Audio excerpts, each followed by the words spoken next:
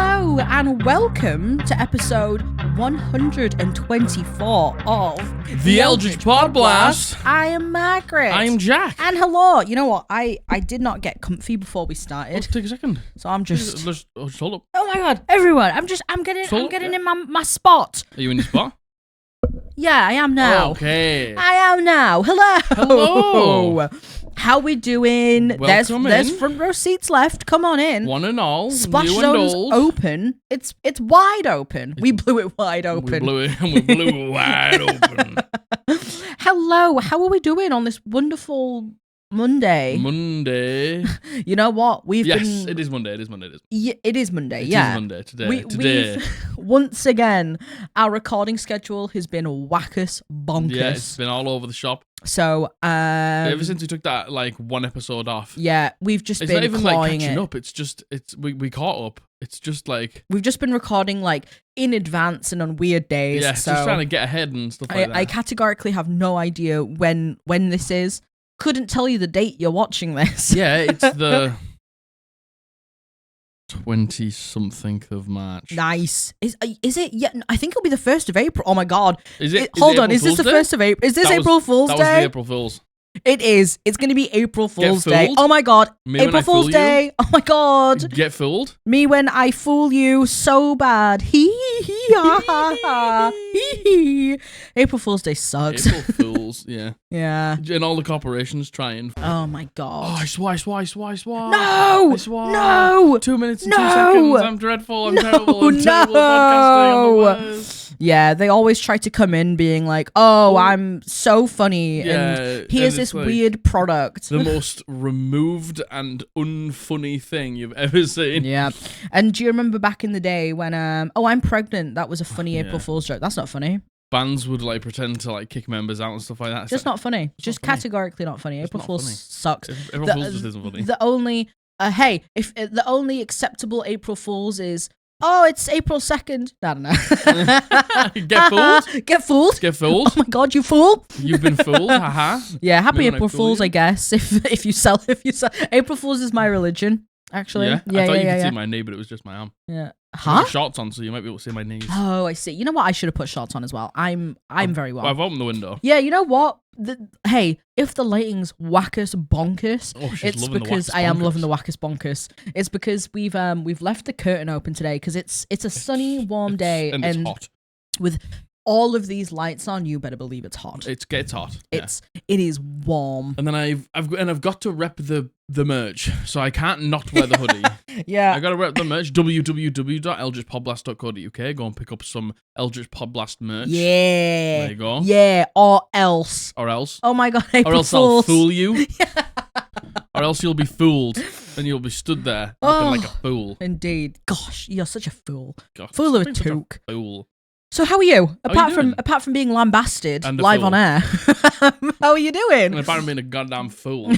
What you eating? What you thinking? What you wearing? Where are you? Who are you? What are you? I would like, when you send a job CV in, Yeah. just send that in the comments. What? Just give me your CV. We ask Oh you yeah, so give many me questions. your give Just me give me your your CV. curriculum vitae. Yeah, whatever I it's would called. like, Yeah, yeah, I would yeah, like yeah. your application. Yes. please. For what?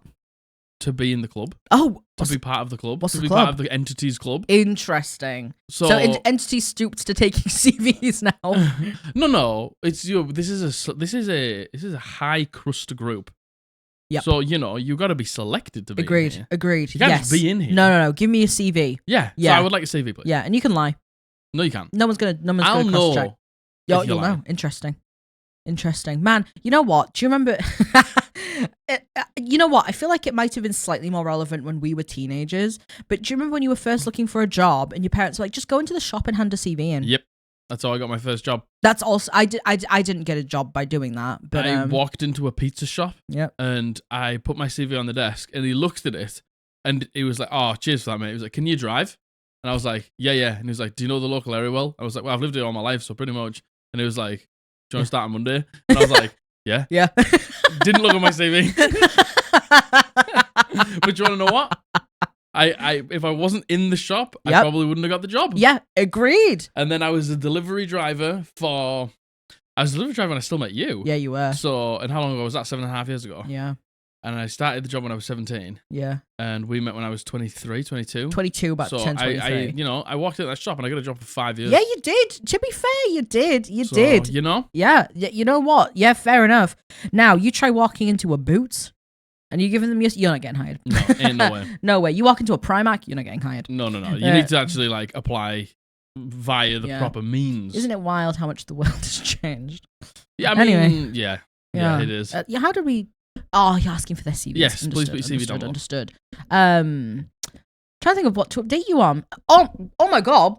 We had our first gaming stream. Our first gaming stream. If you want to come and join the gaming stream, it's tomorrow. Yes. At 3 p.m. GMT. Yes, it is. Oh my God. We played Pokemon Ruby. It's Jack's first time playing basically a Pokemon game. Really a Pokemon game, yeah. I played bits with Margaret. Like, I played like Let's Go Pikachu with Margaret and Sword with Margaret. Yeah. But I've never actually like fully played on my own. Yeah. So we're playing through Pokemon Ruby. Yeah. God, thank you so much. Hey, I say it all the time. You do something new. You're not sure how people are going to take it. You're not sure if people are going to like it. Yeah.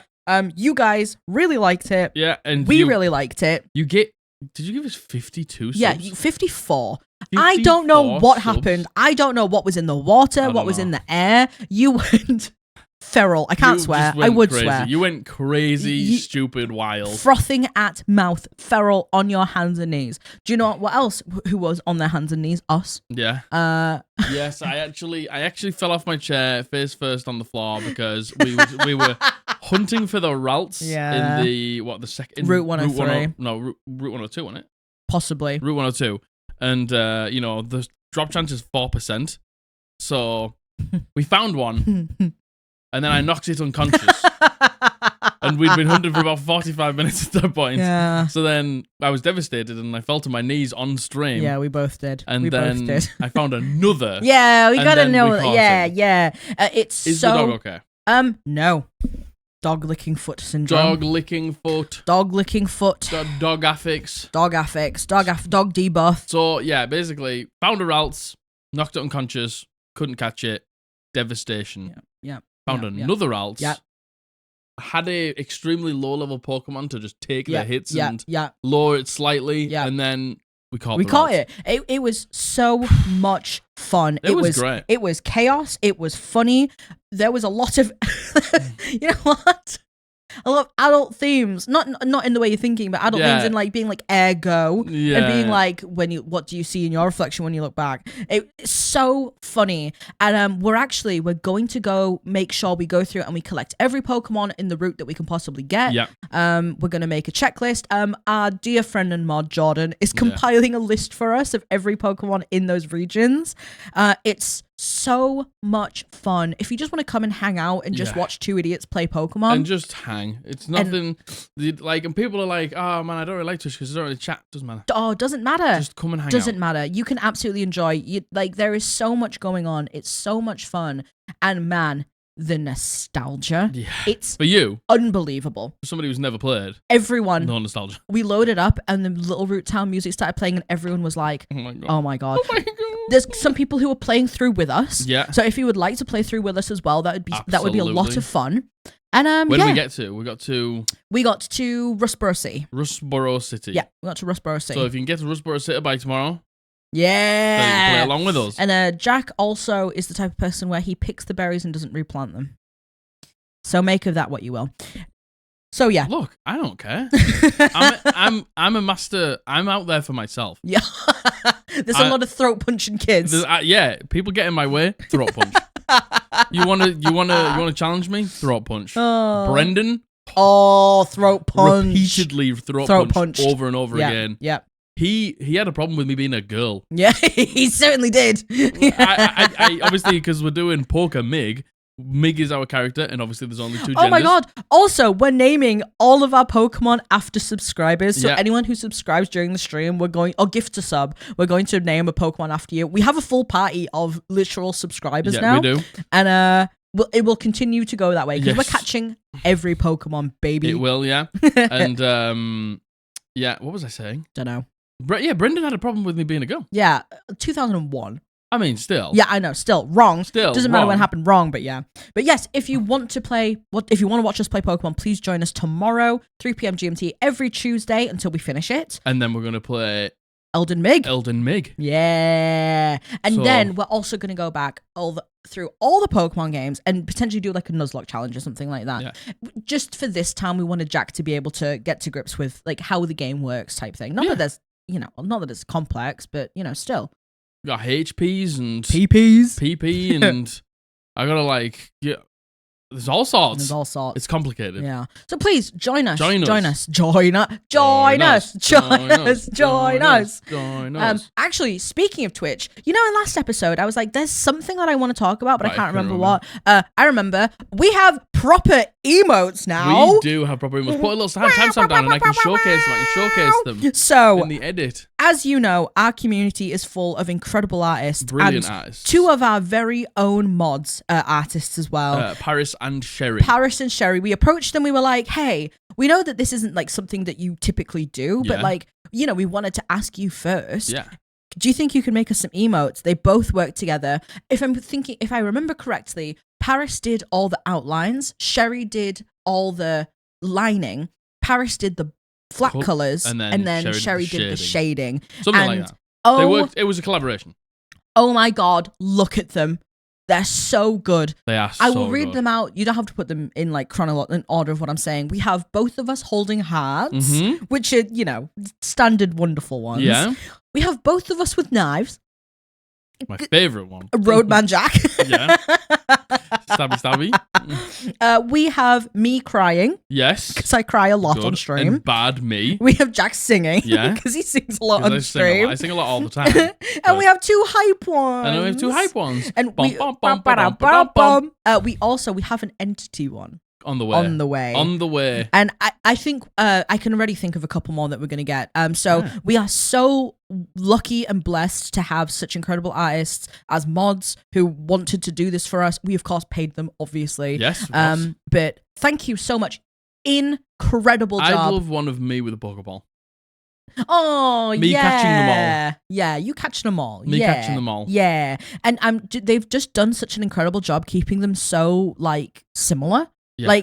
Like all the same style. Yeah, it's insane. You've done an incredible job. You have done Everyone a brilliant job. Loves them, by the way.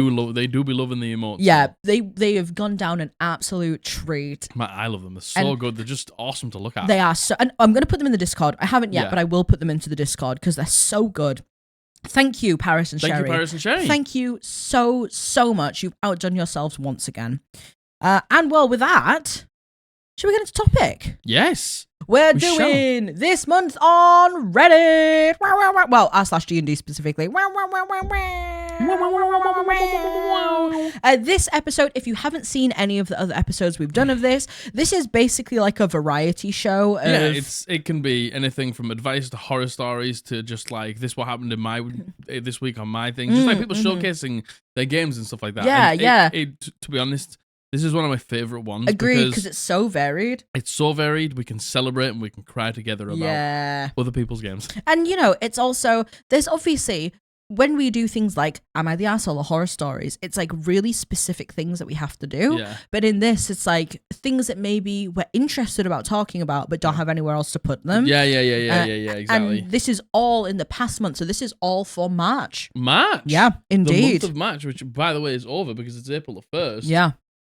April Fools. Get fooling. Stop fooling each other. Oh my God, tomfoolery. Oh my God, Tom and his foolery. Oh my God, Tom when he fools you. Tom when he fools you. So, yes, we also always showcase 2 pieces of art. Either it's artist or a small business. This one is 2 pieces of art. 2 pieces of art, and they are very good. They are very good. So, very, very good. This first one. The title is My Party Killed My Boss Monster with Prestidigitation. Oh, how down. Take your bets. I'm running a campaign set in a place currently stuck in an eternal winter. Okay. The bad guy of the hour is a man risen from the dead as a frost-infused white, and my party was hunting him for murders that he had done in the name of his winter goddess. The party found him, and after some tense words, combat began. I don't know what a white is. It's like an undead creature. Oh, I see. Okay. It's like the depiction in the PHP is like this undead woman with like long silver hair. Oh, cool. With like purplish like armor on. Really cool. Oh, cool. We fought one before in Matthew's campaign. Cool. Yeah. Cool. However, when fighting him, they realized that he was slowly regenerating throughout the battle. Worse still, when he got to 0 hit points, I described, despite absolute confidence in your own metal that he should have been slain, he gets back up and continues fighting. Uh-oh. After another round, another set of killing blows, the party decided that there must be a weakness. Fire. Except no one in the group had any readily available ways to deal fire damage. Yeah. Remaining hopeful, they executed an ingenious plan. Let's go. The rogue got the enemy back below 0 HP with a well-placed attack. The ranger followed up by throwing a flask of oil at the boss, dousing him in it with a successful attack roll. And finally, the warlock, who had stayed at range for the majority of the battle, ran up and ignited the oil with prestidigitation, instantly ending the white's life. Let's go. Yeah. When prestidigitation's the MVP. Yeah. And the thing is, right, like, I love the idea that if the dungeon master knew that nobody had fire, it's like, I wonder how you're going to get around this. Because, you know, they can do also, they could find a tinderbox or something like that. Yeah, 100%. Like, there's so many ways that you could like. But it's having them figure that out. And you know what? You hear the title, you hear they killed my boss with prestidigitation, and you go, oh, man, how did they cheese this? Exactly. You expect this horrible, cheesy story, but actually what you get is this like ingenious plan where the players had to think creatively. And you know what? I love that the DM allowed them to think creatively. Yeah. Finished with a cantrip. Yeah. And you know what? I just love the thematics of, I can imagine it at the table. Everyone sat there like, okay, oh God, right, okay. Is this gonna work? We have a flask of oil. And turning to the DM being like, could we use the flask of oil? And the DM being like, you can give it a go. Try. You can certainly try with a successful attack roll. And then the warlock being like, I have prestidigitation, but it's touch, so I'm gonna have to run in. Yeah. So if you get him already below 0, then I can run in, and I can picture it. Yeah. I can just picture it. I love it. What a fucking feel good story. I do love it when there's not like this is the way to do it. It's just sort of like we'll figure it out as we go. Yeah, those are the most exciting, I think. And just figuring out that when it gets to 0 and it keeps like regenerating, like there's something that we're not figuring out. And just like players just using things that they found along the adventure that they were like, oh man, I picked this flask of oil up in session 3, which was like 45 sessions ago. But then it comes in handy now. Yeah. Just love that. And you know what? I just love that. Again, I'm not necessarily sure if this is how it happened, but I love the idea that if the DM already knew they were going to fight this white and it was going to be fire damage and no one had fire damage, I love the idea that they potentially gave them the flask of oil to be like, you know, like a, I wonder if they're gonna. If they're gonna use this. I wonder if they'll cotton onto this. I think that's the biggest joy of D&D, right? Is just things like when you have, because everyone has that moment in D&D when you finally gain sentience and you know what you're doing. Yes. Like it finally clicks and you understand. You as the player level up. Yeah, definitely. Your brain levels up to D&D. Definitely. Yeah. And it's that moment when you're like, man, okay, I know how to play this game now. What's the limits I can push it to? Yes, you know, and that's really exciting for me. That is exciting. Yeah, I think that's probably the best part. Just like anything can go as long as the dice say so. Yeah. You know, within the bounds of not being ridiculous. Yeah, of course. But like if it's a stupid plan, hey, if the dice just let it happen, just go for it. Just let it happen. Just let it happen. Yeah. That's the majesty and that's the fun of Dungeons and Dragons. Yeah, agreed. And when we let a cantrip kill the BBEG. Yeah, and I think a good party and a good DM as well. Very good. This story. Very good. I love that. What a great one. Love it. Yeah, what a brilliant. Good well done. Well done that party. Well done. Miracles matter. It's funny when the DM goes, April Fools. I wouldn't let a cantrip best my BBEG. Well, we're playing today, so you can April Fools us. It's not April Fools, though. Correct. It's not for us. No, completely correct.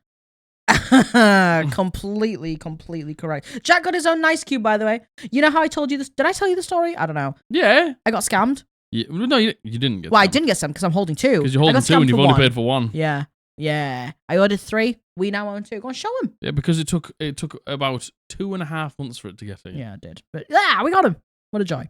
All right. This next one. This is, what's a little thing about oh my god, kill me. What is a little thing that another character assumed about your own character that wasn't intentional, but you rolled with it anyway? This is, you know how I always try to find one a question where there's loads of people chiming in? Some of these are so fucking funny. So OP says, when designing my bad character, I made her a hat person. Think paperboy caps and berets. Okay. She doesn't wear them for any sort of plot reason. I just think they're cool and I wear them in real life. Yeah. However, the sprite work for our character tokens in our online session had a few limitations and the hat couldn't show through as much. I also struggled with finding pick crews that had what I was looking for as well, so the hat was definitely lost in translation. No! One of the other players likes to draw and drew my character based on her character's interpretations of her. Due to the limited sprite work I mentioned, she assumed that they were flowers in my character's hair, and now the only artwork of her has flowers instead of a hat. I ended up actually really liking the concept, and now my bad wears flowers in her hair too. Has anyone else had similar experiences? Oh, I love that. First of all, wholesome. Very wholesome. First of all, so very wholesome. Wholesome. I love that. Like, being like, she's a fucking hat person, and then seeing the flowers and being like... She's a flower person. What? How sweet is that, by the way? She's a flower person now. That melts my heart. Have you got more? Or I do. I have more. One? I have more. I don't think I have. I know you have one. Yeah. I know you have one. What about a character or as a dungeon master? Oh, probably both. But as a character, you definitely have one. Do I? Yeah, with Jasper. Magic Man. Oh my god. Yeah, I do. I do have one. I do be having one. Would you like to tell it now? Yeah. Okay. Go on then. So I created Jasper, and obviously Jasper was just a old man who'd lost his wife, who just wanted some companionship. Some new people moved into town. He was always like a servant, and he went and basically worked at this magic house with all of these blade singer wizards. He was just taking care of them and making sure they were fed and stuff like that. And they sort of like grew close to him, and then they all went missing. And he was like, well, I can't lose more people in my life. So he went out on a journey, he picked up the sword, he picked up the coat, and he was like, I'm going to go and find these people who, treat me really nicely in like the later years of my life. And I had, basic magic just from like being around them. They taught him like little bits. And then I met the party, and then the party was like, Magic Man. Yeah, the party had no magic, and I think you entertained some children with like dancing lights or something like that. Yeah, because I was forced into by the group. Yep. And then they were like, man, you're so magic. I can't believe how magical you are. You're the Magic Man. And I'm like... and they just called you Magic Man. They just called me Magic Man. And my whole point was I wasn't even a wizard. Wasn't even a wizard. I wasn't just even an a old wizard. dude. I just picked dude. up the sword and learned a few cantrips by hanging around with them. And they were like, you're the Magic Man now. I can't believe how magical you are. Oh my god, and all the characters was like, man, I wish I had magic like Jasper. I wish I had magic like Jasper. And Jasper was like, yeah, okay. It was so funny. Oh my god. I don't think I have one, honestly. Like, I have one about my campaign as well. Yeah? Yeah. Would you like to go through a couple, then kind of end on yours? Gendered Hoon. Oh my god, Gendered Hoon. You just assumed he was the bad guy Yep. in the first campaign. He was just going to... He just had something to do with Matthew's backstory. But Margaret just heard the name and just clung onto it. And she manifested Gendered Hoon into being the BBG. I truly did. Hey, listen, people tell you manifesting doesn't work. Wrong. I manifested a BBEG, you baby. Literally manifested the BBEG. and it worked. It did. It worked because, obviously because you put the time and effort into making. Oh my god, April Fools. April Fools, I'm not joking. You put the time and effort into it, but yeah, that's so funny. So this one is, the entire party assumed my rogue had done hard time in Greyhawk prison. We started out playing a Westmark campaign, so we had a new party every 2 weeks or so.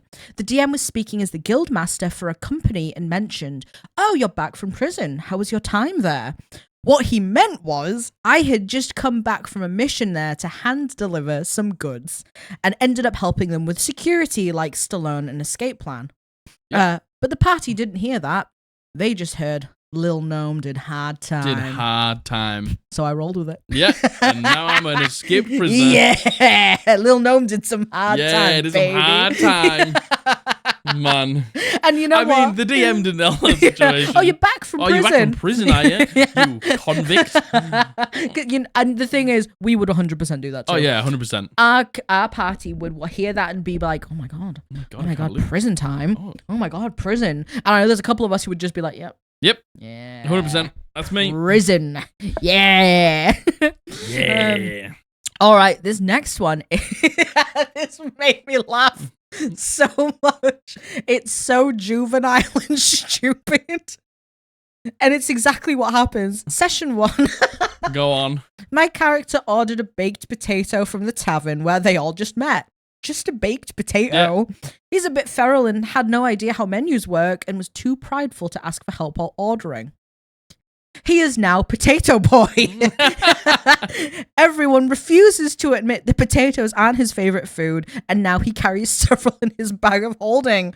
It's gotten to a point where he puts a baked potato down as a grave offering instead of flour heads. Oh my God. I just love simply, that's Potato Boy. Yeah. Orders a baked potato once. Yeah. And everyone's like, Potato Boy. It's like Critical Role when Nott says something about Caleb being dirty, and then he's just, and the entire comment he's just this smelly wizard. I just love that though. I just think that shit is so funny. And it's just it's 2 paragraphs, too prideful to help, and then next paragraph. He is now Potato Boy. He is now Potato Boy. He lives and dies by the potato. He has a potato farm. Yeah. Like, where he grew up, they only ate potatoes, nothing else. That's the only thing they had. Yep. Just because they ordered a potato. Doesn't even like potatoes. Might like potatoes. They're fine. Yeah. Potatoes are okay. Then to embrace it and be like, yeah, now he puts a baked potato down as an offering. I think that's so funny. I do remember I was reading it yesterday and I laughed out loud and you're like, what? And I was like, it was this. Just Potato Boy. So good. This next one is, I once found a ring of light and decided to give it to our monk because he was the only one without dark vision. He played his monk completely aloof, so he made the joke that the monk thought I was proposing. I said fuck it because my character was the chaos gremlin in the group and would 100% go with it for the lols. They died together. No! What? Oh, man. What? Oh, what? That's sad. Isn't that horribly sad? God. Oh my God. It's the juxtaposition of being like lol for the joke. And honestly, it's next paragraph. They died together. Yeah. Quite simply, they died together. Man. Oh God, that hurts. Actually, that really hurts. But it's the confidence in the role player to just be like, yeah. Let's see where this goes. Yeah, fuck it. Let's get married. I'm happy to be married right now. Yeah, I'm proposing to you. Yeah, let's go. You know, one of the comments was, "Players will do anything for the +2 AC with ceremony." If that ain't the truth, by the way. If that ain't the truth. That's a lot of AC. Yeah, that's a lot of AC. That's a lot of AC. That's a lot of AC. A lot of AC. Damn, one of us needs to get married. One of us needs to do ceremony. 100%. Who would do it? It would. Dale would definitely be like, yeah, I'll marry someone. Yeah, 100%. I'll marry someone. But then all of us are married already. Everyone's married. So yeah, probably wouldn't work, would it? Nah. Yeah. But Dale would be like, I'm down. I'll marry someone. Yeah, 100%. I'll marry someone. They died together. What the fuck? They died together? Why do you gotta do that? Why do you gotta do that? It's good though. It is, but it's fucking sad. Oh, it's sad, but it's good though. And then the last one of this is not a player, but a DM. I once described a semi-important NPC as wearing only a leather apron, as instead of armor, the only thing that they were wearing to fend off blows was a leather apron. This was taken a bit too literally, and thus, Butt Naked Bjorn was born. Butt Naked Bjorn. Butt Naked Nessie? Bjorn is apron cocking it. Apron cocking it. Wearing only a leather apron. Literally nothing but the cheek caked up in the back. Just a leather apron. Listen, you say anything like that to us, we're gone. And like it's when you just it's like the moment when you're a dungeon master where you just like describe an NPC like in certain detail, and the characters are like, I would die. I would die for Butt Naked Bjorn. Yeah, Butt Naked Bjorn. And they just become like an integral part of the campaign. Oh, they do. Well, there was something recently in yours. We got introduced to a new character called Calabassi. Yeah. Right? And it's Calbassi. Calbassi, pardon me. Calbassi. Calbassi. Yeah. And Cal Bussy. Cal Bussy. It was when Jack's brother came back in to play just like one session with us. So there was a lot going on. So I think in the moment the name Cal Bussy went over our heads. The next session we made the Cal Bussy joke, and Jack was like, you know what? The second I named him Cal Bussy, I was prepared for you to make that joke, and I told myself I have to not react, to not give them the joy. To not give them the moment. Because I was like, I love the name Cal Bussy. I think the name Cal Bussy is actually sick. Bussy. I was like, the name Cal Bussy is sick. Agreed. I think it's really cool, and I couldn't think of any other cooler names, so I was like, I'm just going to go with Cal Bussy. I was like, but Jack, prepare yourself. Because the moment you say Cal Bussy, they're going to say Cal Bussy. More like Cal Bussy. More like Cal Bussy, am I right? And I just need to not say anything. I need to not rise to it. I need to not care that they're going to call him Cal Bussy. Things you have to do as a DM.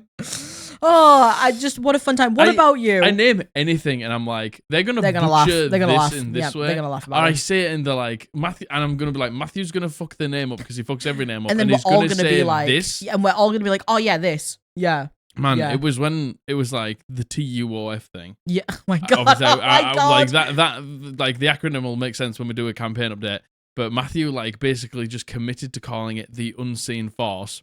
By the way, it's TUOF, not TUF. But he was like the Unseen Force. He said the Unseen Force. Unseen Force. And then he just kept calling it the Unseen Force. And I was like, just so we all know, and now that you've all figured it out, listen, and Jack, I never thought it was the Unseen Force. No, I was like, but now that you all know, and now that we actually know what it is and what it stands for, just so we all know, it's definitely not the Unseen Force. Still calls it the Unseen Force. Still calls it the Unseen Force. And I'm like, that's not a thing in this game, just so you know. So fucking funny. What are your moments, either as a player or as a DM, that other people have just assumed and gone with it? I would really like to know. I bet there is so many fucking funny stories. Yeah. Let us know. I'd really like to. What a good one. So good. What a good fun I love one. that. What a good because fun it one. happens. Oh my god! You just say one thing. And like that's it. That's your character. From the well, you know what? There was one time. Boy. We were playing a campaign with some friends, and I was playing a tabaxi, and I think one of us we were daring each other to fucking like flash each other, and I did it where I was like, yeah, she lifts her top up, and she's just got rows of cat nipples. that was that. Oh yeah, the other players died on that hill. You had I had six cat nipples. They loved bringing that up. Oh man, I fucking love D&D. Oh D&D. Oh D&D. Oh D&D. So this next one, actually, kind of on the topic of that. This is simply titled Swimply titled. I'm a new player, and D&D is not what I expected. Yeah. that's not surprising. So I've always had a passing interest in D&D over the years, but I never played it because I didn't have anyone to play with, I didn't know how to start, etc. But when my girlfriend started showing interest recently, I found a local game shop that does Adventurers League on Tuesdays. Last night was our third session, and the outcome was completely insane. We were playing a boy and his Modron nearing the end, going to the Ziggurat to open a portal to send this Modron to another plane of existence. I'm a Soul Knife rogue, and I sneak in to report what it looks like while casting Psychic Whispers to report to the party outside. Very cool. There was a gang in there, 4 humans and a Gith Yankee. I call in our changeling, and my first idea is to disguise ourselves as custodians coming to clean the place, but the bard decides that she wants to burst in and put on a makeshift concert and have the rest of the party be freaking out because this huge pop star is here. She succeeds in her role, and so do most of the rest of the party. So she bursts in with her bongo drums. Okay. The artificer casts a spell to make a small pyro/fireworks display. Utter fussy, am I right? Fussy, am I right? It works. They're distracted, and we have advantage. So I telepathically tell the changeling warlock to charm the Gith Yankee leader, and he succeeds. Let's go. The DM asks us what we want to do now that they're charmed, and we have the advantage. So I suggested they start a conga line to the beat of the drums and just lead them out the building. Get out of here. We all had to roll for it, and all but 2 of us succeeded. So successfully, the conga line formed, and they kept going until they were well out of sight. Oh, baby. We got the Cube and Pete ending. Of course, from there, we opened the portal and we completed the quest. I always had preconceived notions of what Dungeons and Dragons was or how it was supposed to be, but this had never entered my head. Nope. And honestly, I still can't believe that we avoided this big fight and all the hubbub by being a bunch of idiots. For all I know, this is a super common experience, a dime in a dozen, but it felt special to me, and now I'm incredibly upset that it could have been playing for so much longer and I haven't been. I guess we can turn this into a discussion. Did you have any campaigns that giant off-the-rail moments happen like this? Don't be upset because you haven't played so long. Just be happy. Be happy that now. it happened. Exactly. And like the thing is, this is the thing though. It's like you've obviously just joined a game where anything goes, and you're the sort of person who likes the anything goes campaign. Totally. Like, that's the beauty of D&D is there is no right way. It's like I didn't realize D&D was like this, and it's like, well, it's not for some people. Yeah. But it is for you. Exactly. And that's what you love about it. And you know, like people just love different D&D for different reasons. Totally. Like stupid fucking conga lines that avoid this like really hard battle. Perfect. That's good fun, That's though, isn't so it? much That's fun. that's so much That's so fun. much fun. And you know what? You know how we say all the time, like, there's a chance that your first group isn't going to be your forever group. It's OP. It sounds like OP found a table that was perfect for them from the very beginning. Yeah. And the thing is, again, you new players especially don't realize we really mean it when we say you can do anything. There can be any outcome to anything. Yeah. And I feel like this is the moment that OP gains D&D sentience. Yeah, this is it. This is the moment where you go, oh, fuck. like, I had so much fun there. Yeah. And that was a life-changing experience. that was just like, I can do whatever I want. Yeah. Like, D&D can be whatever I want it to be. Yeah. Can it be this extremely serious role-playing thing? Yeah. Can it just be us thinking of stupid plans and letting the dice decide if it works? Yeah. And sometimes it's not going to, but then we get to have the big fight, and that's also fun. Yeah. It's like, that's the majesty of D&D. Yeah. Playing how you want and just never forgetting that it's just a bunch of people who just want to play D&D and have fun. Exactly. I think that's it. At the end of the day, it's everyone there is having fun. Yeah. And God, it sounds like you all had fun. Yeah. And again, yes, this type of playstyle isn't for everyone. No. Definitely not. But the fact that you all loved it, and you know, the fact that OP came away from it being like, literally a life-changing moment, right? I feel like the moment when you actually click with D&D is a life-changing moment. I agree. For so many different reasons, for so many different people. And I just, I can imagine the sheer elation and joy at the DM being like, and they conga line out of here. And there they go. Come and do the conga. Come and do the conga. Like, as it like echoes down the corridor as they walk further and further away. Yeah, what a joy. And I feel like this is just a perfect example of how D&D is just food for the soul. Yeah. I think. What a fun time. And I love that story. I love that so much. I absolutely love the story. That's brilliant. I just love that everyone just rolled with it. What a good one. What a great one. Brilliant. All right. This next one. So this is like an advice thing. Okay. You'll see. So the title is, my DM tricked the party by revealing that one of the players was secretly a co-DM and also playing a villain. Oh, okay. Could be cool. It could be. It could be. Handled correctly. What do we reckon? Do we think it's going to be cool? This is the thing, though. Do you remember that werewolf story? Yeah, could have been so fucking cool. Could be so cool. Could be so cool. But that was from another. That was another. That was another one. Yeah, it was. Episodes, it was the last one we did. Like, could be so cool. Just could be so cool if handled correctly. Yeah, and you know what? We talked about it to our party, like to our friends, and everyone was like, "We would eat that shit." The werewolf thing. We would eat that up. Handled correctly. Yeah. Like, one of you is the werewolf. Yeah.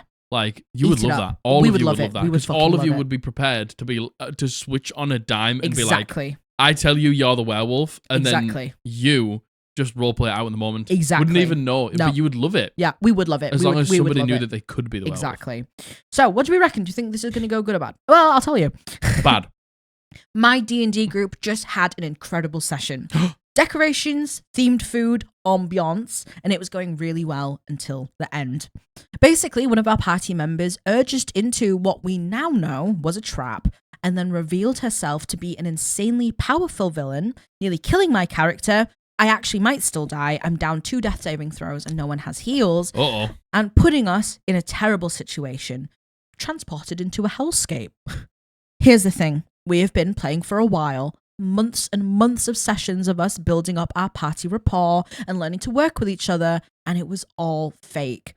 Above that, it felt like our DM had intentionally set us up just to fail, just so that the 2 of them could have that fun moment of shock factor. Yeah. We were in a situation where a win was just not in the cards. They both obviously had a good time, and I don't know if they hurt us intentionally, but another member and I mentioned to each other that it felt kind of bad IRL. Obviously, if we had any clue that was in the cards, my character wouldn't have been so quick to trust this very sketchy character from the beginning. But that's how D&D works. I feel like they broke the game and our trust for a few moments for shock value.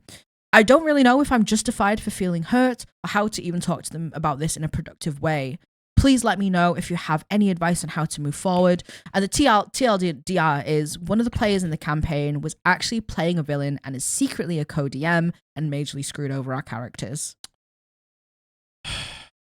Man, okay. So the thing is, right, when there's a big secret, when there's like a grand unveiling of something, you need to have hinted as a dungeon master. Yeah. Just a little bit of advice for any dungeon master out there.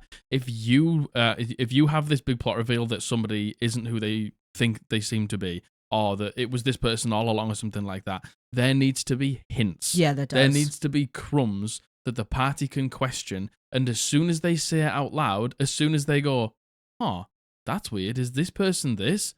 Stop. Yeah. You've done enough. Yeah. Because you planted the seed of doubt. Yeah. And as soon as you've planted the seed of doubt, when the reveal comes, it doesn't feel bad. Because they're going to be like, oh my God, we said this, we knew this, we said this, we thought this. And that, for the players, that's a good feeling. That feels good. Definitely. Because they're picking up on threads, they're thinking of something. And it's like, if you are putting in like really like nuanced clues and they're still not getting it, you lay it on thick. And you lay it on as thick as you need to until they go, someone says it out loud. And then you stop. And you know what? It could even be if you want to go down the route of like, let's say you've put a few hints in and people haven't said anything. Have it so you as the DM have a private but like at the table moment with that player with an NPC or have just say something to them that makes it clear that you don't have to give away what's happening, but something's happening. So let something slip. Like have just an NPC you sending to them and say, you still know the plan, right?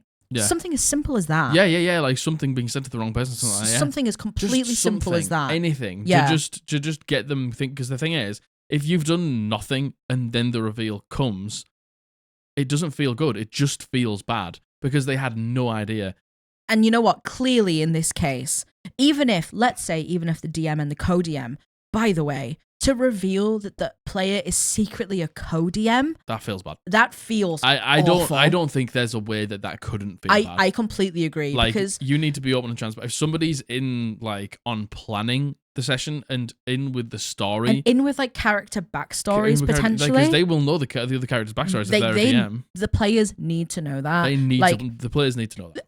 That's one point we always say when it comes to things like this, right? Things where there's a big reveal, obviously planned between the DM and one other player. Yeah. Like one thing that we always say is there's room for the other players to have this feeling of, oh well, it was kind of them against us, and they were talking privately, like not behind our backs, but there was obviously like a different level of connection between this player and them. Then to find out they were a co-DM. Like, we've never had a single story like this where a player and a DM have been in cahoots in any, like even if it's just small to large or to somebody actually being the other dungeon master.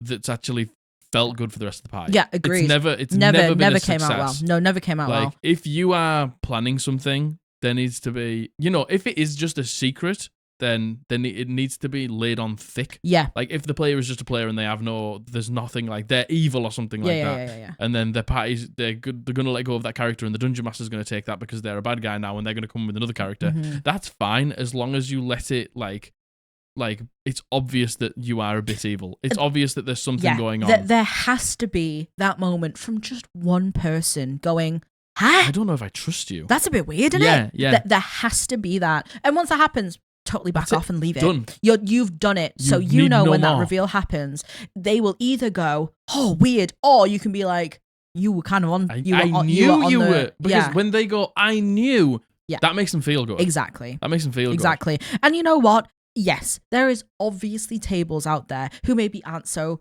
roleplay, aren't so story, aren't so backstory driven, or, just very laid back people who wouldn't mind this being the dynamic. Of course there is. But for me, personally, if I found, first of all, co-DM. Yeah, a co-DM, and also not even just that, to have our characters be killed and lured into a trap and then left in this precarious situation where you still don't know if your character is going to die or not, and now you're in a horrible situation. I wouldn't want to come back for the next session. Yeah, I wouldn't either. Would I just quit? I don't know if I would just quit. I would try and talk. I would try and talk to them, but this is it. It's like it's just never successful. And it's just never successful. And the problem is the trust is unfortunately shattered. Yeah, you're never going to get that trust back, are you? Like, if you are going to be a co-DM, like, you need to be open and transparent with that. Yeah. Secrets can be secrets and just, like, taunted at and, teased and things like that till players get. But, like, somebody being actually behind the scenes, like, planning and stuff like that. Yeah, that feels really bad. The players need to know that. Yeah.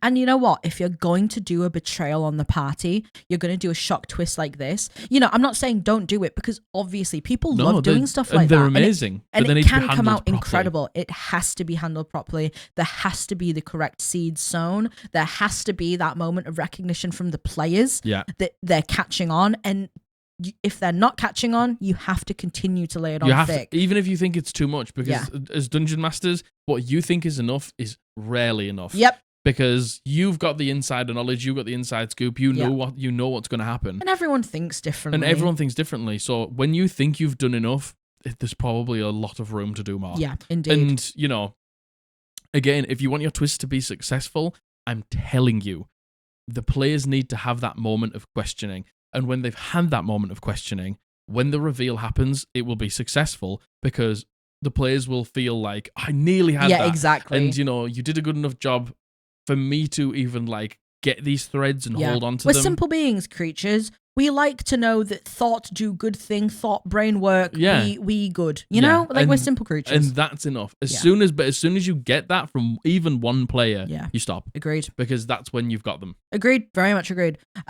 Stinks. Stinks, that's dreadful. Simply stinks. Swimply smelly. Stinks. Swimply stinking. Smelly. And you know what I will say?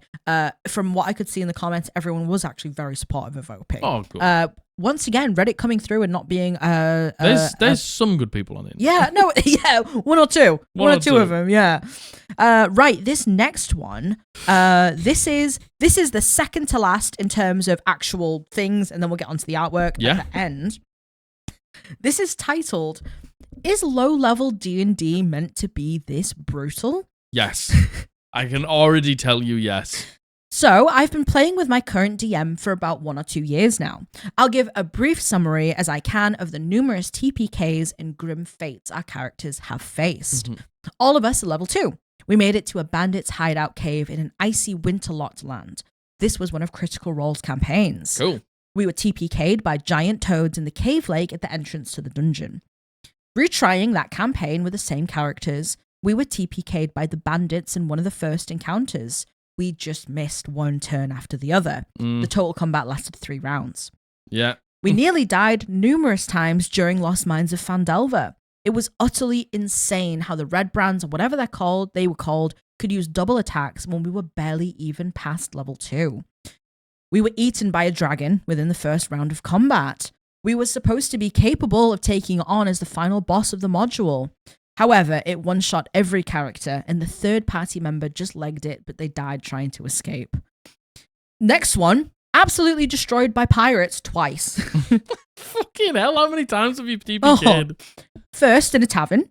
Second, sneaking onto their ship. Okay. There were always more of them, and their boss just would not die. By this point, I'd learned my lesson, and I ran for the hills instead of facing another TPK. 2 of the party members graciously made it to a jail scene later with me because the DM was feeling nice. Otherwise, they would have been dead. I'm only level 3 in this party at this point in our current campaign, and we're in a layer of death-worshipping cultists. We come across a powerful mage boss encounter. Not sure if this was supposed to be a mini-boss, but I digress. This mage can cast Fireball. We're faring decent in the fight by this time this happens, and 2 of us player roll dex saves. We make the saves, we take 13 damage anyway, enough to down both of us at level 3. The mage also wielded a mace that dealt significant necrotic damage to a DMPC that joined us. If it wasn't for my friend rolling a nat 20 death save, we certainly would have lost and TPK'd. The arsenal this mage had was insane. We have abandoned one campaign that didn't get really far and really only played 3. Of all of these 3, including Lost Mines of Phandelver, we have not completed a single one. We have always died. We have never even reached level 6 yet. Wow, okay. I've been told, don't fill out your character's backstory until you reach a decent level. These have all been official Wizards of the Coast campaigns and modules, aside for the Critical Role one, which we tried out way back when we first started playing. We're constantly dying, always super fast, and often within 1 or 2 rounds of combat. Coming across enemies who can attack twice, deal multiple dice worth of damage in a single hit, and so on has just been insane. Is this really what D&D is like? Has it always been like this, or is it just 5e? Okay, so low-level Dungeons & Dragons combat is very swingy. Yes, it is. I'm going to make 2 points here, because, look, a lot of people put in rules where you can't get crit at like level 1, level 2 and stuff like that. Because if you get crit, it's almost instant death. Because like you just have so little hit points. Yeah.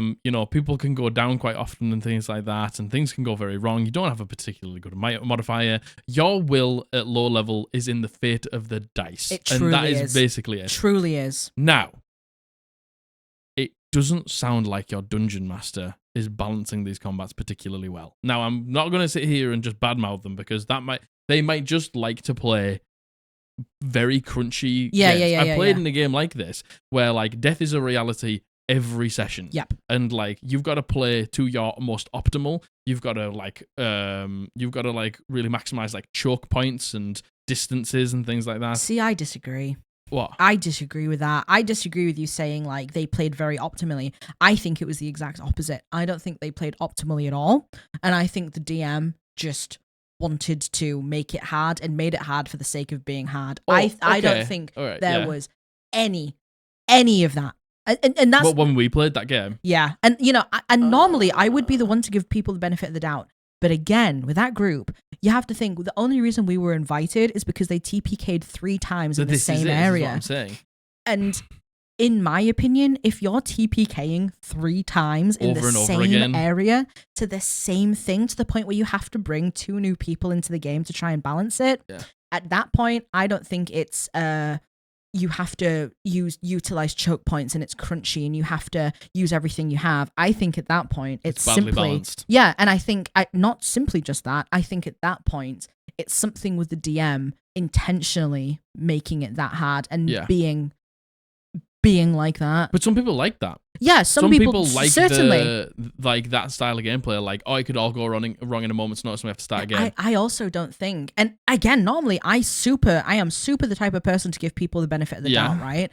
I really, in these cases, I really don't think it's that. I think it's the DM having a power trip and being like, I'm going to kill you. I'm going to kill you, and no matter what you do. They're dying in the first round of combat. Yeah, well, getting eaten by a dragon in the first round of combat. It's just like you're clearly just just on the level. And I feel like it's unfair because if the DM's already made their mind up, and again, I can't speak for this DM. I can't even speak for the DM that we played with that one time. But when it's a repeated thing, I can't help but be like, well, you're just doing it on purpose because you just want to kill them because you get some sort of joy. Because you get some sort of joy out of it, but the players might get some sort of joy out of that as well. That's the thing. But this is where it is tough because like if the dungeon master enjoys that and the players enjoy that, then it doesn't matter. Yes, agreed. But the thing is, this person clearly like that. The opinion that you shouldn't create a backstory until a certain level is just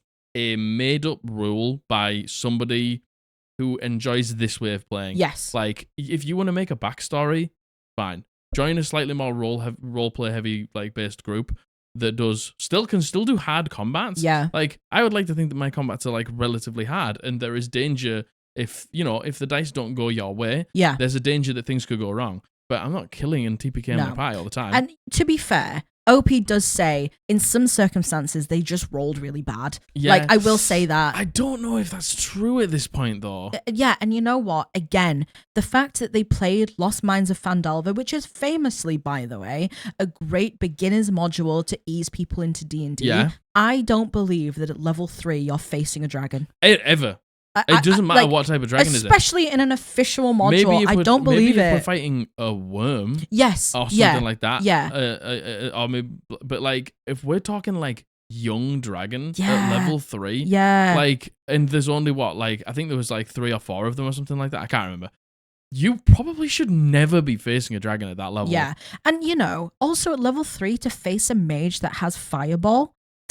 A mage that has 3rd level spells when you're level 3? I don't know if because they think that's the point of a mage, is it? It's like they usually have like some quite good spells, but they're unbelievably easy to kill. Yeah. Like their armor class isn't particularly high. Yeah. They don't have a lot of hit points. Yeah. Like there's like spellcasters in the monster manual that have like not even 100 HP, but can cast like time stop, like a 9th level spell. That. And but do you think a level 3 party would go up against something like that in an official module? I think that a level 3 party could go up against something that could cast fireball. Yeah, that's fair. That's fair. Because you've got to start to think about like, what's the rate of success? What's the DC? Like 0, apparently. Yeah, but if we've got a Dexy based party, like if we had my party, everyone's got good Dex. I try and get a Dex save off. Everyone's just like saved 21, 56, and I'm just like, okay, great.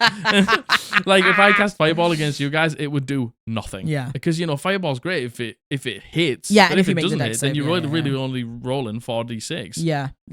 And that's that spell slot gone. Yeah, true. Like, this is the thing though. It's like, did they go into that fight fully prepared? Did they go into that fight knowing what was to come? Did they go into that fight fully like healed up with all spell slots and stuff like that? Because then it might just come down to initiative. Because if you get up in that mage's face straight away, that mage is in trouble. This is the problem. This is why combat at low level is so swingy. Because I feel like some dungeon masters don't understand that everything needs to be considered. Yeah. What came before that enemy? Do they know about that enemy? What the initiative order looks like. Yeah. Initiative is such a massive combat killer. Yeah. And the thing is, at the minute, all my combats are just going dreadfully for me because all of my party are just so Dexy. Yeah. So it doesn't matter if it's a really hard thing. It's like it's on the back foot from round 1 because everyone's got like such unbelievably high initiative. Yeah. Yeah. But at this point, and again, the thing is though, like that example, fair enough. But again, the fact that this is how many examples is here? 1, 2, 3, 4, 5, 6. There's 6 examples here of when they've been TPK'd. Like something's going wrong, or the dungeon master's not understanding the type of game that the players want. Or the DM's intentionally doing it. But the thing is, some players might enjoy that. Yeah, and you can make the argument that OP obviously doesn't. That's right? the problem. And the thing is, I also can't help but think like, imagine if this was a new person coming into the game and their only experience, which this is, by the way, because they're like, I've been playing with this DM for 1 to 2 years now, and they're saying like, is this normal? Is this what D&D is like? Has it always been like this? Is it 5e? No. This is obviously someone who's come in, who has had these experiences, and is like, God, I don't know if I like D&D because it's so hard. Yeah. And it's not. It's not. I mean, it can be if you want it to be. D&D can. This is the thing. D&D can be whatever you want it to be. Yeah. It can be a conga line of the enemies getting charmed out of the way so you can complete your mission, or it can be TPK after TPK after TPK. Like the problem is you haven't found what you enjoyed, and you haven't found a dungeon master that obviously DMs the way that you want, like you want to play. And it sounds like there is no communication here as well, like none. Especially because OP's like, man, is this normal? Like the thing is, right? Like you can't be every single time. Like you're having to create like new campaign settings and learn new modules. Yeah, I know. Like that's a lot of work. That's a lot of work for you to just shit on them. Yeah. And you know what? The whole like, don't fill out your character's backstory until you reach a decent level. Boring. Like that's something I personally can't subscribe to. Never subscribe Again, I very much understand that there are people who think like that and people who operate like that. Me? Never. I could never. Oh, never. Never. before I even start, I'm thinking, but again, that's just the type of player that I am. Yeah. But yeah, I feel like no communication at all. Zero. And also, again, I really like to give people the benefit of the doubt. It's actually to a detriment that I do. Yeah, so. I know. I feel like in this situation, I simply cannot. I can't give the Dungeon Master the benefit of the doubt here. Yeah, simply not not. After 5. 6. Not after 6 TPKs in a row. Actually, no, to be fair, 5 TPKs. Yeah. 5 TPKs, but like 6, scenarios. 6 scenarios. Yeah. No. Yeah. What's your take on this? Am I being too harsh No, by, I don't think you are. I don't think by you are not at giving them the benefit of the doubt here? Like, but the thing is, it's like, that's fine if you want to play it that way, but you've got to communicate that with your players. Yeah, and they're definitely. clearly not. Yeah, definitely. And that's why they don't get the benefit of the doubt, Yeah. because they're not communicating. Yeah, definitely. I think. Man, I would hate that. I know. If that was the only experience of D&D I had. It's one of these things where it's like, how would you know? Because you've never experienced anything else. But at the same time, I would hate that. I wouldn't. If that was the case, I wouldn't want to play like that. I wouldn't want to play it. I wouldn't want to play like that. If that was what D&D was, and there was no other way to play the game, I don't think I would massively enjoy that. Yeah, indeed. Yeah. Well, this is the ultimate before we get onto the art. The ultimate before the art. And this is a little funny. So, the title of this is, I made a handout for my players, but I completely forgot what it says because I didn't write down the translation. Interesting. Was this the thing that you showed me before? Yeah, and there's a photo, which I'll put in here. So this is the, I don't know, runes? Yeah, the language? The symbols? This is, do you want to know what? This is the ultimate Dungeon Master struggle. This is the ultimate Dungeon Master struggle. But there's also the ultimate Dungeon Master way out of this. And the thing is, you can see how much effort the DM's put into this. Yeah.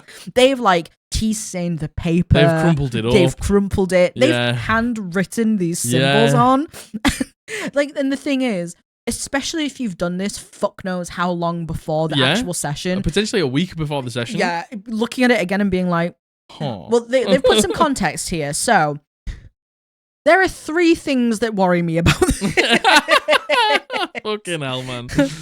1, I know that this piece of paper is significant to the plot. Yeah.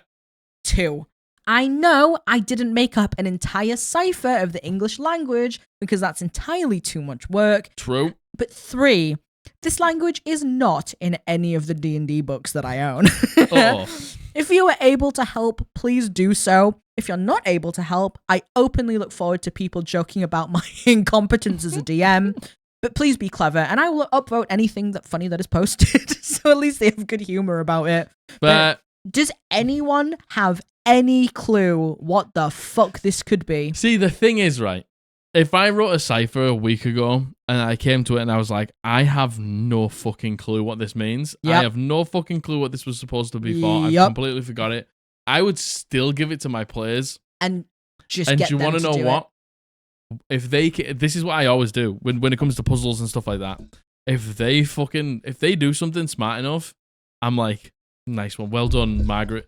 You cracked the code. You cracked it, and then you're like, now I know what this is. Yeah, but it's like it's whatever the play. If they say something smart enough, if they do enough checks and they succeed and they spend enough like resources or something like that to figure it out, I'm like, man, you're really clever. Yeah. Oh my well god, done. you I smart can't believe sausages. You've figured it out, and I'm like, you've busted it wide open. No idea what this is. But it doesn't matter. We're in a fucking game of make believe. Unless it's like a language or a rune set or a symbol set that you're going to keep using. Yeah, it can be whatever it wants to be. You know what? Let me pull this up and let me see if anybody actually knew what it was. So, I think someone has worked it out. Actually, really? I think someone has worked it out. Hey, if you know what it is. Before I say this, Comments put it down below and no cheating. So the top voted comment is, this is the Falmer script from Skyrim. Simple substitution cipher. Cipher. What did I say? Cipher. I think it is, find the one who made you forget me. I hear no soul. Oh, and then someone said, is this whole post a meta roleplay about a false Hydra for their players. Oh my god. Because this sounds like a note related to a false Hydra, and the DM is claiming to have forgotten everything about it. Quick, check the basement! Oh my god. Oh my god. That would be Giga Brain. I actually got goosebumps about thinking about that. Oh, Mega Brain. That would be a Galaxy IQ 5000 IQ god. player. If that is what this is, oh my god. Turbo Brain. Find the one who made you forget me. I hear no soul. Hold on. Holy Let me see if this shit. person's like followed up on what this is about at all. Oh no, mature content. No, please. Because then the Dungeon Master's like pretending that they've forgotten. Oh my god, that would be sick. Oh man. Do you want to know what? And do you want to know what? If it's not, and then your players, is it? This was posted 22 days ago. 18 days ago, the same OP posted a thread saying, people who have played through a false Hydra, what is the story and how did you fare? Due to my own brain fucking, I'm curious as to how else this creature has messed with people. So I wonder if OP is leaning into it now, is leaning into the idea of a false Hydra based on that. My god. That's pretty cool. That would be sick. That's pretty fucking awesome. This is what D&D is about. This is what D&D's about. This is what D&D's about. Like Man. that is so clever. I would love to run a false Hydra one day. A false Hydra would be awesome. I think we would eat that shit up. We would absolutely eat that shit up. Man, I feel like we've just watched history go down there. Man, that would be so clever. Man. Oh man, imagine. Let's see what happens when the community comes together. I know. I just love it. It's so smart. I know. And you know what? There's a comment that says, just give it to them anyway. Just give it me, and just like having Dungeon Master for so long now, every week, no matter what, basically, there's sometimes, where I just don't have time to plan things, and I'm like, I just have faith in my own dungeon mastering. I'm going to go in there, I'm going to say things, and then I'm just going to see what happens. Yep. And sometimes it ends up being the best sessions. And just allowing your players to enjoy themselves and allowing them to be smart and be big brain and stuff like that. That's what just makes me enjoy myself as a dungeon master. I agree. Man, and that's what I've done with this campaign, and that's why I've enjoyed it so much. Like I said before, just taking the reins off sometimes and being like, I don't need to plan everything. Let me just see what happens here. Let me just put this in and then let them cook and let them see. It truly becomes collaborative at that point, and right? That's what it is. Truly does, yeah. And I think that's what I've enjoyed so much. And sometimes it's nerve-wracking, especially when it's really big things. But I just put things in, and then I hear them talking, and they're like, oh man, this and this, and I'm like. Yeah. And then I'm like, I should plan this. And then I sit down and I'm like, no. I'm like, it takes more faith in myself sometimes to be like, no. Yeah, it does. It definitely does. I'm going to let them fucking just go wild. Yeah. And then I'm just going to deal with the consequences. And, sometimes it maybe doesn't work out perfectly. But, my players know that. And my players sort of know that, sometimes I don't know what's going to happen, and that's what I enjoy. And you know what? I think also, how I'm I will never DM again. I very much prefer being a player because I like to be embroiled in the mystery. Mm-hmm. I like to not know what's happening next. I feel like the way you DM kind of gives you the freedom to enjoy that joy of being not a player, but that joy of not knowing what's going to happen next and potentially getting inspiration from what we do. I feel like you sit in the middle between obviously your big beats. Whoa. Your big story beats, and roughly what's going to happen. Yeah, what's in store for us. Outline of what's going to happen in the campaign. You don't know how we're going to react. You don't know how we're going to shape those things, and you also get that sense of the mystery too, I think, with the way that you're DMing this. And I think I look fondly back on a lot, and there's always one that always sticks out to me in terms of sessions that I've played. And it was where we got to the major city in the last campaign, I can't remember. And there was again, there was casinos and there was cocktails planned, and it was just sort of their last rest bit before going shit out. Kicked off. And then Abby was like, I'm gonna do my blood pact things to see if I can feel anybody near. And she was like, oh my god, Odiger's near. And she was like, I forget everything and I just go towards Odiger. And I was like, I literally was like, just so you know, I didn't expect this. I've got none of it planned. I know what's going to happen when we get there, but let's just go for it. And I just improvised like maps and... We made a physical map. But it was one of the, like, it was the... like almost pivotal moments in that campaign. Yes, agreed. For not just for TRP, I think for just like everyone. Yeah, everyone. And that was just because I just let it fucking go. I just let it go and I just let it go off the rip. So now I'm just like, I'm just doing every campaign I do from this point on. Like vague idea, yeah. I'm gonna have some stuff planned because otherwise it'll be fuck all to do. Yeah. But you know, like big decisions and moments and like if players want to go and do something, I'm just like, go for it. Yeah. Just go for it. Yeah, definitely. Whatever you want. Yeah. And it's great. It's been great. We've all really, really enjoyed it. Like, remember the other day in this campaign when you nearly made that deal? Yeah. I didn't expect you to do that. Yeah. But you said something, and I was like, that would interest this person. So I just ran with it. Yeah. And we almost, like, it was almost But it also created a very sick moment for Blythe where she, like, she basically, like, bamboozled an enemy. It was just awesome. And that's because we just let it go. Yeah, indeed. We just run with it. We just roll with it. Yeah, indeed. And that's the funnest part. Like in moments like that, to just act on your instinct instead of, because you know, I've said this before. Our group, we can sometimes suffer from analysis paralysis. Yes. Sometimes we can get too deep into, well, what if this? What if that? What if that? What if? And you know that. The moments where we don't have the time to do that and we just act on our instincts and what we think our characters want to do in that moment, those are the best moments by far. Yeah. You know, and I feel like sometimes we can get stifled by, I know this has kind of gone off topic a little bit, but welcome. Welcome to a podcast. You know, I think sometimes we can get the stopping and being like, is this the right thing to do? Sometimes stifles our fun. Yeah, I think, and we're all guilty of doing it. Yeah. And I think that's why it's so great. Your style of DMing really leans into making those decisions quickly. Because I hope that like you all understand that, like, I'm just not bothered. Like, I'm like insanely bothered about what happens because that's exciting. But you know, like whatever you choose to do is what you choose to do. Yeah. Like, and I have no preconceived notions of what you should or shouldn't do and what is the wrong or right decision. Sometimes wrong decisions make the best roleplay. Very much Sometimes agreed. Wrong decisions and lessons learned lead to just like character development and stuff like that. Very much agreed. But sometimes like just brave decisions and like stepping up to the plate sometimes can just like be character defining moments. And I don't care if I haven't planned for it because I'm not a fucking player. I'm just here to along for the ride, really. Yeah. Bloody hell, I don't know how we got onto... the false Hydra. Also... That's it. It's like taking that note, not knowing, and then going into the session and being like, here.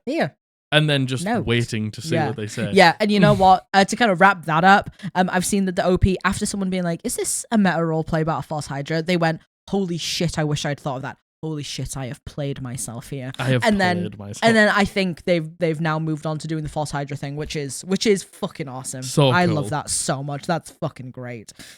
So that is it for all the posts. Now, shall we take a look and finish this up with looking at some artists? Some art. Huh? There's 2 bits of art. They're both very special and unique.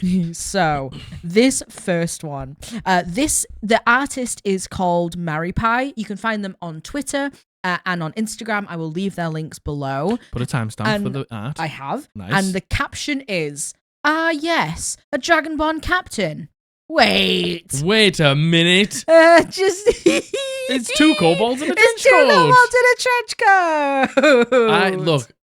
I will never not love the idea of two kobolds being in a trench coat. Yep, me too. I will never not love that idea. Yep, I agree. I will put it in a campaign at some point. I agree. 2 kobolds in a trench coat. 3, even better. Yeah. The artist says, if you like that art for commission inquiries, you can DM me or check this link. I will leave the link below.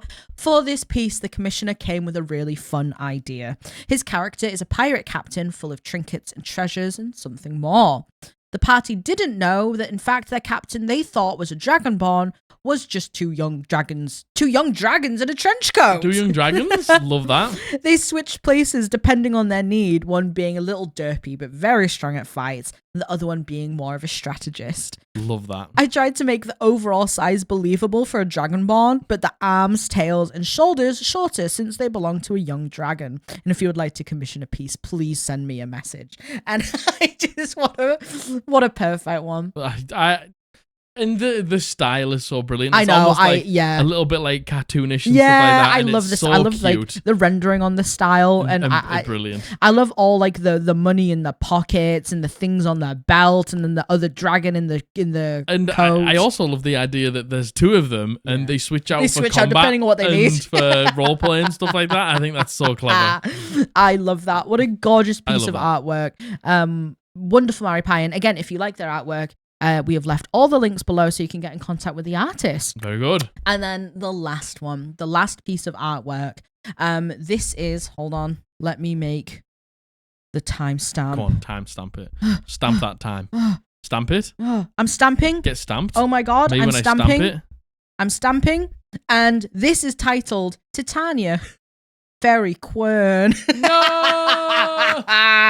Fairy Queen. Fairy Quern. The Fairy Queen. Oh, it's so beautiful. I love the, in the background, the fairies that are just holding up the like dress. The little like fireflies that are holding the dress drape. up. Yeah, I agree. So good. Very much giving Winter Queen.